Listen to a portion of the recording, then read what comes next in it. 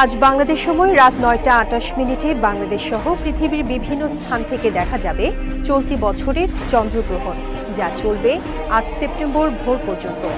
এদিন রাতের আকাশে লালচে রূপে ঝলমল করবে ব্লাড মুন, যা সাম্প্রতিক সময়ের অন্যতম দীর্ঘতম গ্রহণ। কিন্তু প্রশ্ন হচ্ছে, চন্দ্রগ্রহণের সময় মুসলমানদের করণীয় কি হতে পারে? সিরাজুল মনিরা বিলাসী জানাচ্ছেন বিস্তারিত। বিজ্ঞানের ভাষায় চন্দ্রগ্রহণ ঘটে তখনই যখন সূর্য ও চাঁদের মাঝখানে পৃথিবী এসে দাঁড়ায় এবং পৃথিবীর ছায়া চাঁদকে ঢেকে ফেলে। এদিকে আল্লাহ তাআলা সূর্য চন্দ্রকে তার মহাশক্তির নিদর্শন হিসেবে উল্লেখ করেছেন। সূরা ইউনূসের ৫ নম্বর আয়াতে উল্লেখ রয়েছে, তিনি সূর্যকে করেছেন দীপ্তিময় আর চাঁদকে করেছেন স্নিগ্ধ আলোয় আলোকিত।